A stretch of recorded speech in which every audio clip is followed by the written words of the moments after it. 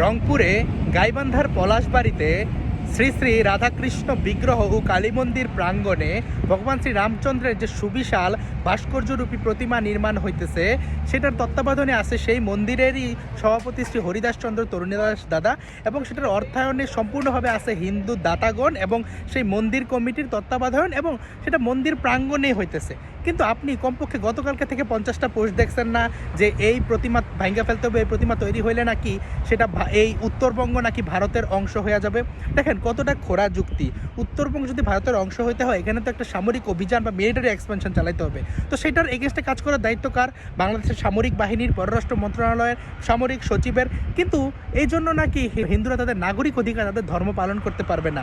হিন্দুরা তাদের নিজস্ব জায়গায়, নিজস্ব অর্থায়নে, নিজস্ব ভূমিতে তাদের ধর্ম পালন করতে পারবে না। দ্বিতীয়ত বলা হইতেছে এটা নাকি একদম উন্মুক্ত মাঠে তৈরি করা হইতেছে। গাইবান্ধা প্রবেশপথ তো এটাকে হাইওয়ের পাশে তৈরি করা হইতেছে। এটা তো কাউকে পূজা করানোর উদ্দেশ্যে তৈরি করা হইতেছে না, এটা মন্দির প্রাঙ্গণে তৈরি হইতেছে। যে রাম নাকি হিন্দুত্ববাদীদের দেবতা, এবং রাম আসলে হিন্দুত্ববাদীদের দেবতা কীভাবে? আপনি এই উপমহাদেশের নেপালে যান, শ্রীলঙ্কায় যান, ইন্দোনেশিয়ায় যান, সিঙ্গাপুরে যান, কোথায় শ্রী রামের স্থাপত্যশৈলী নাই? কোথায় লোক সংস্কৃতিতে, স্থানীয় কালচারে ভগবান শ্রী রামচন্দ্র নাই? আমি চ্যানেল দিলাম, আপনারা নিজেরা খুঁজা দেখেন যে এই দেশে নাই। তো এই যে আমরা যে বাঙালি, সে বাঙালি হিন্দুর যে প্রধান উৎসব, সেই দেবী দুর্গার আরাধনা প্রথম করছিল ভগবান শ্রী রামচন্দ্র। সুতরাং ভাই, আমাদেরকে এটা শিখাইতে আসতে হবে না যে রামের সাথে আমাদের সম্পর্ক আছে কি নাই। বাংলাদেশে হওয়ার নির্যাতনের সাপেক্ষে যখন আমরা বলি যে বাংলাদেশের হিন্দুদের যে ধর্মীয় স্বাধীনতা হস্তক্ষেপ করা হইতেছে, তখন বলে এটা নাকি ভারতীয় এজেন্ডা।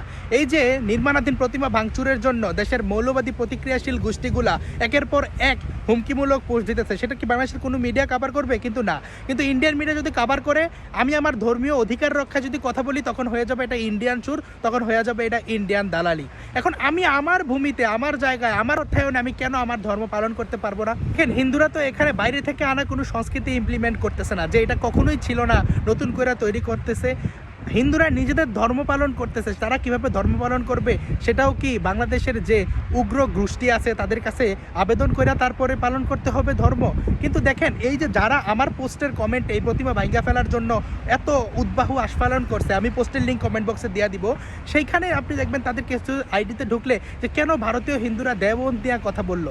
দেখেন, আপনি একদিকে চাইতেছেন যে ভারতীয় দেববন্দিয়া কথা বলা যাবে না, আরেকদিকে আপনি বলতেছেন যে বাংলাদেশে নির্মাণাধীন প্রতিমা ভাঙ্গা ফেলতে হবে। আপনি একদিকে ভারতে মাইনরিটির অধিকার চাইতেছেন, আপনি আপনার দেশে বলতেছেন টোটাল মালাউন ডেথ টিএমডি। আপনি একদিকে বলতেছেন যে ফার্স্ট ওয়ার্ল্ড কান্ট্রিতে যদি রাস্তায় নামাজ পড়তে না দেয় কিন্তু ভারতে দিতে হবে, অপরদিকে বলতেছেন যে হিন্দুরা তাদের নিজের ভূমিতে, যেখানে তারা হাজার হাজার বছর ধরে তাদের নিজের ধর্ম পালন করে আসতেছে, এখানে বাস করে আসতেছে, তার পূর্বপুরুষ বাস করে আসতেছে, এখানে নাকি নিজের ধর্ম পালন করতে পারবে না। যে উপমহাদেশের রাষ্ট্র ন্যায়ের প্রতীক ভগবান শ্রী রামচন্দ্র, তার একটা প্রতিমা তৈরি নাকি হয়ে যেতেছে ভারতের উত্তরবঙ্গ দখলের একটা মাধ্যম। তো এই ধরনের খোরা গুজব দিয়া যারা হিন্দুদের ধর্মীয় স্বাধীনতা হস্তক্ষেপ করতে চায়, তাদের জন্য আসলে কি বলার? এখানে আমরা সবসময় অনুরোধ, অভিযোগ সবকিছু জানাই আসছি। আমরা যে বাংলাদেশের প্রশাসনের কাছে আবেদন করতে চাই, আমরা যেন আমাদের নিজের মন্দির প্রাঙ্গণে নিজের ধর্ম ঠিকঠাক পালন করতে পারি, এবং সেসব উগ্র গোষ্ঠী ব্যতীত হিন্দু, মুসলিম, বৌদ্ধ, খ্রিস্টান নির্বিশেষে সকলকে আমি আহ্বান জানাই যেন একটা জাতিগোষ্ঠী তার নিজস্ব ধর্ম পালন করতে পারে তার স্বাধীন ভূখণ্ডে। এখন যদি বাংলাদেশের প্রশাসনিক চাপে হোক, সংখ্যাগরিষ্ঠ চাপে হোক, এই প্রতিমা নির্মাণ না করা যায়, সেক্ষেত্রে মন্দির প্রাঙ্গণে প্রতিমা তৈরি করতে না দেওয়া অবশ্যই ধর্মীয় স্বাধীনতার হস্তক্ষেপ, এবং বাংলাদেশ সরকার রাষ্ট্রীয়ভাবে হিন্দুদেরকে দ্বিতীয় শ্রেণীর নাগরিক হিসেবে ধরে নিছে, এটা আমাদের জানিয়ে নিতে হবে। ধন্যবাদ সবাইকে। ভিডিও ভালো লাগলে লাইক, কমেন্ট, শেয়ার করে পাশে থাকতে পারেন।